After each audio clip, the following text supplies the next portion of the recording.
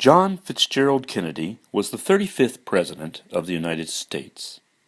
He served as the President from January 20th, 1961 to November 22nd, 1963.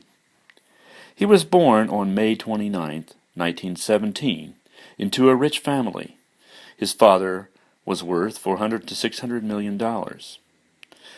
JFK had served in the U.S. Navy during World War II as a lieutenant and commanded motor torpedo boats PT-109 and PT-59 in the Pacific.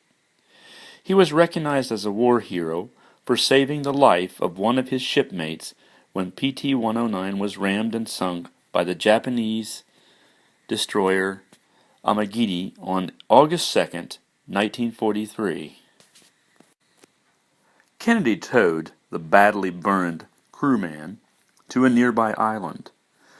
The movie PT-109 was made about Kennedy's experience, and it was released in June 1963, just 5 months before he was assassinated. JFK was assassinated by Lee Harvey Oswald in Dallas, Texas on November 22, 1963. Oswald shot the president with a rifle from an upper floor of a nearby building called the Texas School Book Depository, where he worked. I remember this day because it was the first time I was sent home from school for any reason.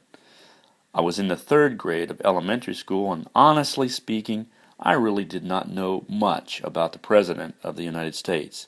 I guess I was happy to go home from school early that day, but later I watched the funeral on TV and started to learn about JFK.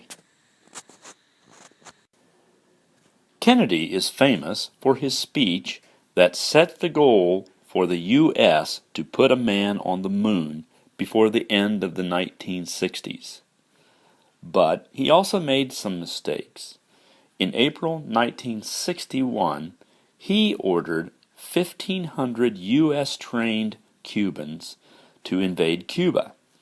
This was called the Bay of Pigs invasion, and their objective was to instigate an uprising to overthrow Fidel Castro. This failed when the Cuban government captured or killed the invading exiles. Kennedy had to negotiate the release of 1,189 survivors in exchange for $53 million worth of food and medicine.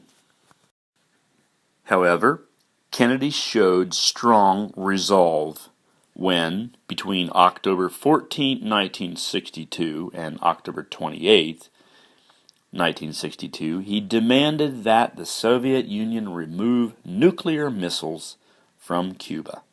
The Soviet Union agreed, and the missiles were dismantled and removed. Actually, in exchange, the U.S. also removed missiles from Turkey and agreed to never invade Cuba again. This was called the Cuban Missile Crisis and was a very tense time, and it is said that the U.S. and the USSR were very close to starting a nuclear war during those weeks. Just for the record, he started the Peace Corps, which is a group of volunteers who work overseas to help the people in developing countries in areas of education, construction, farming, and healthcare. Over 200,000 Americans have served in the Peace Corps.